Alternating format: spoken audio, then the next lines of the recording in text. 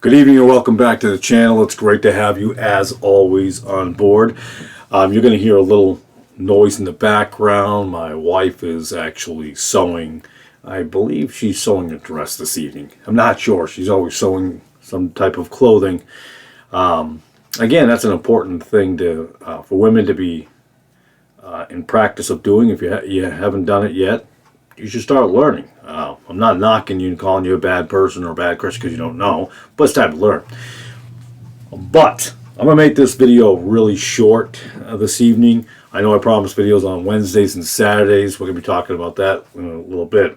But why are biblical men more important now than ever? Why are biblical men important in the first place? Why is there such an issue going on in the world today? I'm going to tell you why there's an issue today, because there are less biblical men in the world today. There are less strong Christian men out there today. They can pretend that they are. They can, they could put their 30-06 or 22 or whatever they want to put in their back of their pickup truck. And I'm not.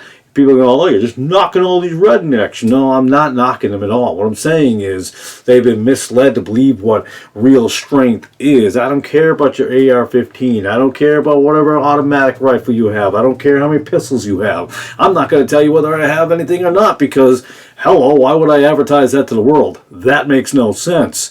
With that being said, or if I can, even if I have a martial arts background, what was the point of that? Thought it was important? I don't know what it is. Training martial arts, Krav Maga. I'm not trying to say that, he's a tough guy. I'm not saying that at all. I failed to recognize over the years what real toughness was. And it's none of those things. Why are we having such an issue today? Why are there more women becoming co-equal? Kind of reminds me of the whole Mary, doesn't it? Jesus, when the man and the woman all of a sudden are equal in the church systems and even outside the church systems, and they're both preaching and both doing these things, I'm like, oh, this is not good at all. And I don't care what anyone tells you, and there's a lot of people doing this, just elevating women out of their guidelines in the Bible and Timothy and so forth. I'm like, it's just sad to see that happening. But what's going on in the world? In the New Testament, look at this, 7,957 verses in the New Testament. 91.6%, 7,293, 91.6%. Look at that, 91, that's almost 92% of the New Testament is written to who? Men. For who? Men. Not because they're better than women. Oh, we're so much better, we don't need you. No, you need women, don't get me wrong. There are guidelines in the Bible for women. There are guidelines there. Why you want to throw the guidelines out for them, I have no idea. And I'll say this over and over again, because I just keep seeing it over and over again. It's not by one particular church building or one particular ministry. There, like I said, for hundreds and hundreds. And I was looking at this the other day, and I'm like, 91.6%. So part of me felt like it was that high, but never really knew it was that high. Amazing. And if you look at the Old Testament, 88% of that is towards men. And then 13%, so it's higher for women. And in the Old Testament, that makes no sense. But you have to talk about when it's referring to females like he, she. That's the New World. She, her, and things like that. Her, in Isaiah and Jeremiah, you'll see a lot of references to Israel as her. So, so you have to take that into consideration. Then there's the they and the them and the those. We're going to be getting to a lot of these things because a lot of pastors and preachers and bishops and deacons or whatever you want to call them or whatever they want to call themselves are really hung up on telling you things, as important as it may be, the story of Moses, the story of Joshua, Jericho, Joseph, and all these things, the wall that Nehemiah built, Ezra, Job, all those are important. But notice how they always just avoid the everyday life. They always avoid calling people out in the world, even Christians who partake in things that they shouldn't. Am I saying everyone does it? No. But they don't want to offend those peoples. None of those peoples want to be offended. That's right, I said peoples. 91% of men. Now, men, you have to understand, you have an incredible role, especially Christian men. You want to preach from a Bible that you don't follow. That's an important thing because your wife sees that you don't follow it. Maybe she's on board with that. I don't know. Your children see you not follow that. They're going to pick up on it eventually. Like, that doesn't quite make sense. I think my dad's a hypocrite. You have to be, when you're telling people not partake in secular world things and yet you get involved in secular world things. When you say, yeah, you got to stay away from the secular world. While you're in the movie theater, while you're at the NBA games, at the NFL games, at the NHL games, the MLB games, you're at the shooting club down the road, you're stockpiling weapons left and right. What message are you sending those children? To be prepared? No, what you're preparing them for is not having trust and faith in God. That's what you're failing. That's the message you send to people. That is not a good message to send as a pastor, preacher, again, whatever name you want to go by. It's a serious issue. Call out everyone. Everybody does secular things. They go to the NFL games and you're a born-again Christian. No, you're not. You go to an NHL game and you're a born-again Christian. No, you're not. And so on and so forth. Oh, you're going collecting weapons and going out of gun stores and just stockpiling weapons and you're a born-again Christian? Sorry, you're not either. And those who call themselves born-again Christians, and the stockpiling weapons is mostly, let's be honest, it's a Southern Baptist thing. Or if you're not, sometimes you get the white national Christian Aryan people in the northern states that do that, and look at Ruby Ridge. But anyway, I don't want to go off track, but there's just so many situations here. And I get a lot of hate mail on this, and that's fine. That's fine. If I can't handle the slings and arrows, I shouldn't be on here. I don't mean physical slings and arrows. I'm just saying, people want to attack, they attack. It's not a big deal. It's really not. And we're going to talk about that too down the road, the persecution complex. A lot of these guys get these persecution complex. Man, people are saying bad things about me and they're being mean to me. And I'm like, grow up. And you better not be, you better not be, I'm a little riled up. You need to stop being a preacher then. You stop being a pastor. You stop being any of those things because you don't have the ability to do so. I don't care whether you call yourself a preacher or a teacher or evangelist or whatever you want to call yourself. You don't have the ability. Because if you can't handle it, man, I'm just, everywhere I go, I'm persecuted. You're persecuted? You're persecuted. Number one, forget about going back in time. Paul, Peter, the rest of the gang. They were persecuted. How about the people right now? In different parts of Africa and China, who are dying, who are being murdered for the faith in Jesus. But you're persecuted. Because people say bad things to me. They leave negative comments on my YouTube videos, on my Twitter, on my Instagram, or my Snapchat, or is that what it's Snapchat? Yeah, Snapchat, right? Whatever. I don't even have any of those things. A Rumble, it's another one. Truth Social, whatever media is out there. But you're being persecuted. Man, you need to grow up. It's time for you to be a man, not talk about being a man, be an actual man. I know, I'm getting insulting. It is what it is. I'm going to call it how it is. People say sometimes you got to call people out. I'm not going to call people out by name at this point in time. If I need to one day, I will. I'm not looking to call people out just to be mean to people. But come on, man. We are literally in the last times. We are there. We are in the last times of the last times. People say, well, the last times that technically actually started. No, we're there. We're there. We are not too far off. So you need to start getting it together. You need to preach and be a pastor and teach men to be actual men. Not these feminine folks that are walking out of places. People are offended by everything under the sun. Because they ain't going to make it. That's for sure. And I know I'm a little riled up tonight. I wasn't sure if I was going to make this video actually tonight. Long day, busy day. And I'm like, no, this video has to be made. It's a Wednesday. I gave people my word that I'd be here Wednesdays and Saturdays. And we'll talk about that in the future. But I'm getting off even the point of the percentage.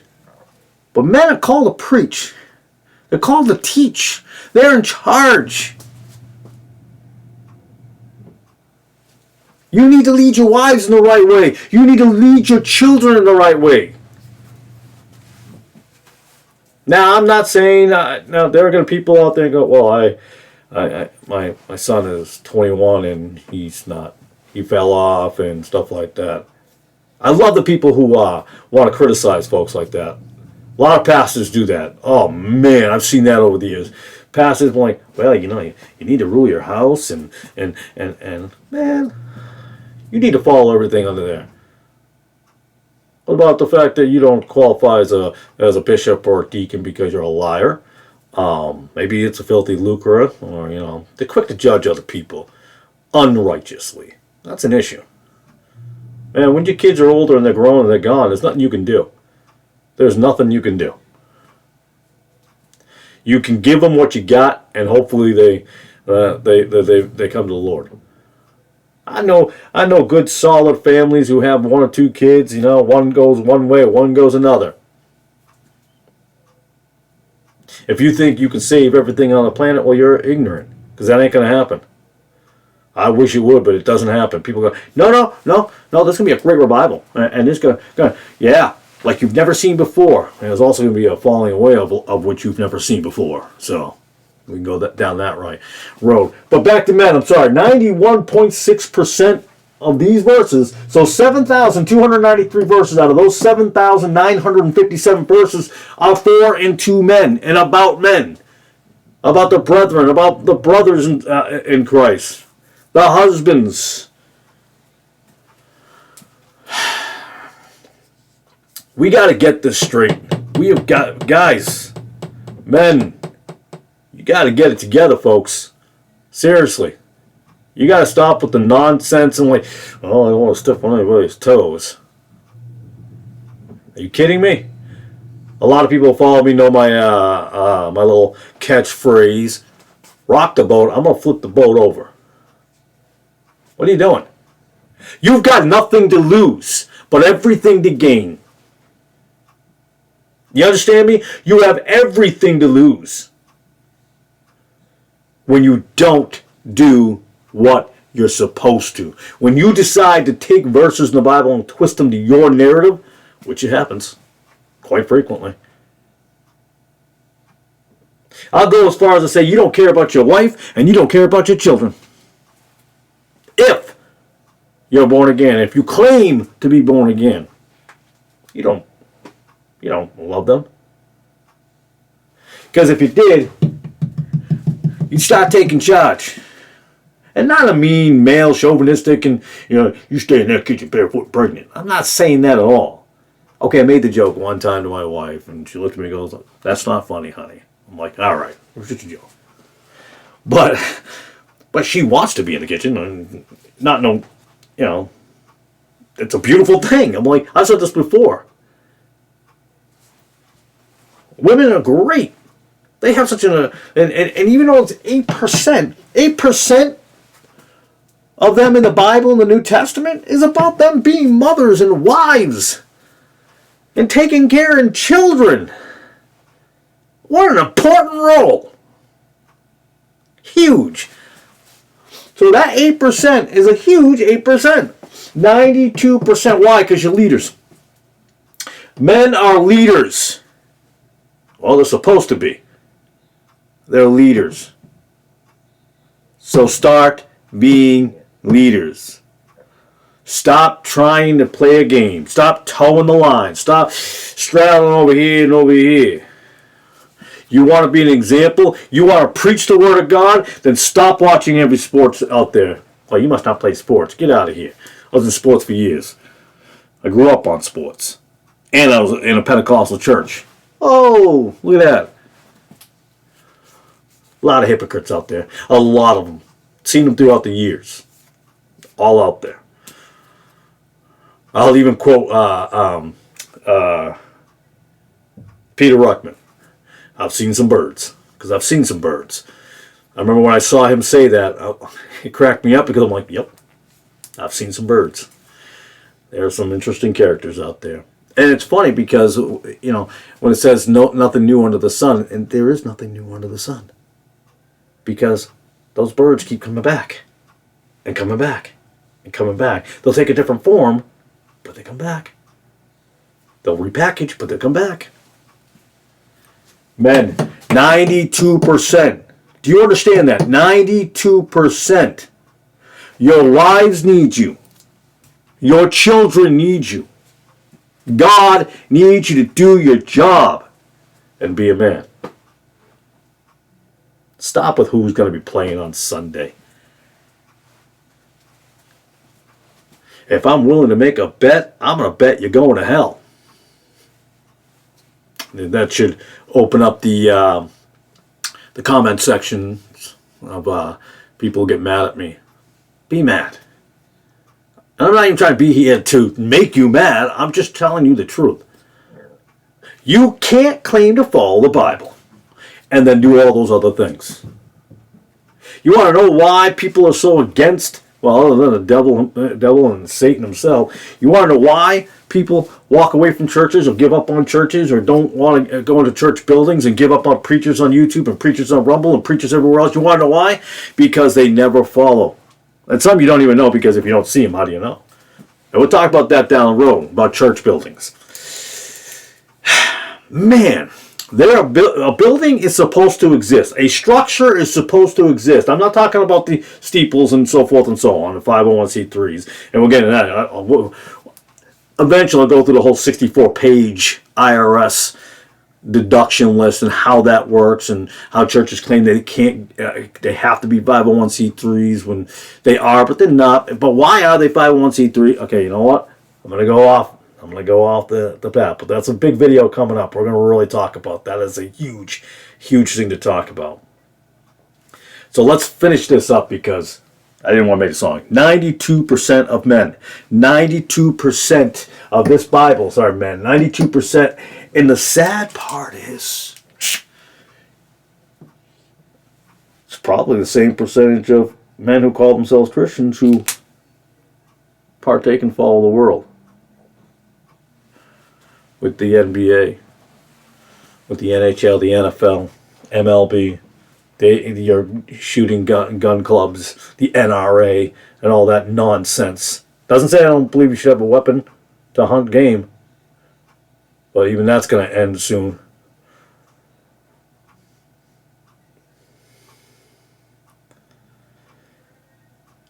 Real men are not men who are out there ready to fight. There's all these men who say, I'm going to fight for God. I'm going to fight for God. First of all, God don't need you to fight for him.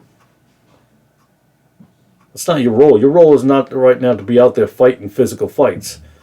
And if anybody's telling you that, they're ignorant. That's the truth. Well, what about your family? Would you fight for your family? Stop being silly. Now you want to start a stupid straw man argument. Ooh. Do you love your family? We're not doing that. We're not doing that. You call yourselves Christians, born-again Christians, step up. Step up. Stop whining. Stop complaining. And somebody will say, well, aren't you whining and complaining? I guess I am. I'm complaining that men are not being met. Christian men, calling themselves Christian men, are following this worldly version of men. It's almost like they watch too many Christian movies, so-called, and like, yep, that's what a man is right there. Mm-hmm. You don't need a movie to tell you what a man is. You got a Bible. At least I hope you do. Listen to the one I usually use, but this is a King James Bible. I think this is an 86. Could be a 94. And without my glasses, I can't read. All right, now on to the ministry. No, I have not heard back from the prisons. I'm going to have to move on from those three, and I'm going to have to go forth to another 3 or 2 or whatever, and reach out to some juvenile detentions. Disappointed, sure, but you know what? God opens the door when he's ready. Not when I'm ready, when he's ready. So just keep on plugging away on that, and hopefully some doors will open. That'll be nice. This ministry is going to go podcast eventually. Working on plans. I'm hoping within the next 30 to 60 days, a lot of this is going to end up being a weekly podcast. I might do some YouTube videos, but I don't know yet. I'm probably going to really go away from YouTube. Maybe on Rumble a little bit, but going to go on to internet radio, and we're going to start doing stuff like that. Easier for people to listen to. Also, they can just stream something on radio somewhere and listen. I might do some Rumble videos, so please follow me on Rumble when you get a chance. I know I'm not, it's weird. I don't like, it's weird to say follow me on Rumble, but I'm trying to let people know where I am, where they can find me. So hopefully that's going to take off out of YouTube, and we'll get that going. A lot of things happening in the future. We're got a lot of things lined up, and if God opens a door, then He opens the door. If He says no, well, guess what? The answer is no. So pray for that. If you don't, you know what? I don't like asking for prayers all the time. I always feel selfish when I ask for prayers, but with that being said, pray that it goes well. Some of the prisons will answer the phone, so to speak. We can get that internet radio going and work on those. Get the podcasts really just streaming live in a radio setting, so you can hear them in your vehicle or on your handheld device or the computer or stuff like that. And I do appreciate, by the way, everybody who's been subscribing to my channel. Maybe I'm going to be here for a while. I just, that's where I see it going. That's what we're weighing out. I need to, because I've talked about this before, I need to be less on here and maybe create a radio show program and be more on the streets. Really be out there. We need more outreach out there, especially in these times. There are a lot of people searching. And we need to, and I'm repeating myself, but we really need to get out there and not pretend to be out there. Just throw some words out there. Go into where people are really searching. Don't go into the comfortable zones. And it's not for everybody, by the way. Not everybody is called to go preach into the, tough areas or neighborhoods that nobody wants you in. And obviously, mothers. Wives, you keep doing what you're supposed to be doing at the house and rearing the children, because without you doing those things, men cannot be out there doing their job. So thank you.